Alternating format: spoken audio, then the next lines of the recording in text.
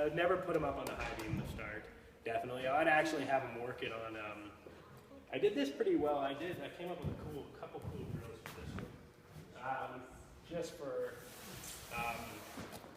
for general side handstands. So what I would actually start with them, so come over here, Iceland, is I would actually get them used to being sideways on the beam, so with their hands sideways. So I want you to stand on the orange mat, and I would have them put both hands on the beam, and just do like a baby handstand. Kick up.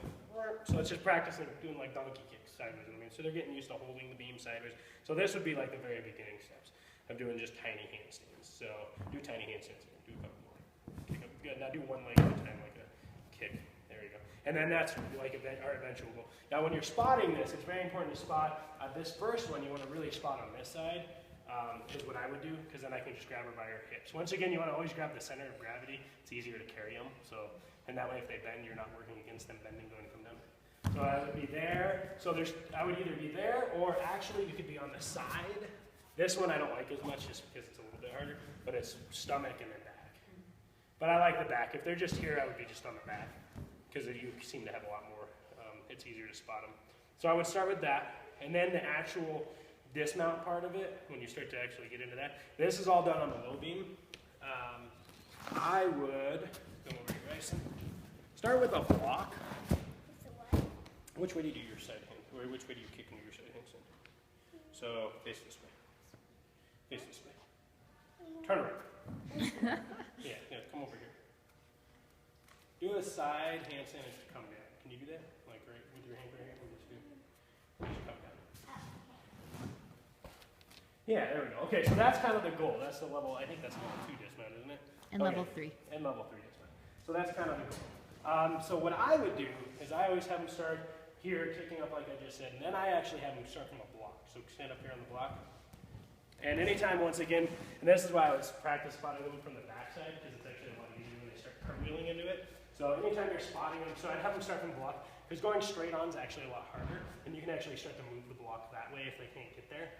Like, so if the block was way over here, it's almost like kicking straight into a handstand, and then you gradually pull it to the side, and so they gradually start to get the side kind of thing going on. When you spot it, if you just do that, you're going to go slow motion. When you spot it, so don't go up, you're going to put one hand right here, kind of on their hip and their stomach, okay, as they come up. This is the like most important one, okay? And as they come around, you're just basically going to transfer this hand to the other side, and you've got it. So if she were to fall, either way, I pretty much have her. And bigger kids, you've just got to be a little bit tricky. It's a little bit trickier because it's going to be kind of, you don't want them to fall sideways. So it's like kind of pushing them back that way. Because if they fall sideways, that's when things start to hurt. Like that's when you crash on the beams. So do that again. So on the low beams, I would do this for a long time. Just practice here, and then if you're like, oh man, this kid's kind of getting it like Iceland is, yeah, that looks good. And I would say, try from the beam. So this is like your level 2, 3 dismount, that was great. And then, if you want to give them more challenge, if you have a kid who's like rocking this, they're like, oh, this is easy for them. You actually take a block and you put it on the other side, and it's quite a bit hard. Try it from that side. But this is actually a drill that helps kids learn to turn and straighten out, and it's spotted all the same way. So it's actually getting, and you almost saw it on that. This is leading towards the level 4 dismount, where they actually pirouette out of it, because it opens up their shoulders and it gets them to start to lean backwards. So, but I would stick with this sort of thing for the side handstands on the low beam.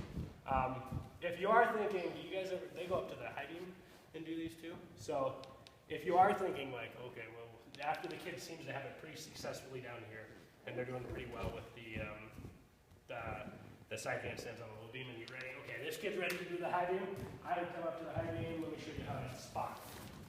And then you guys can jump in and probably spot some with Iceland too. She's pretty good at it. This is where it gets different.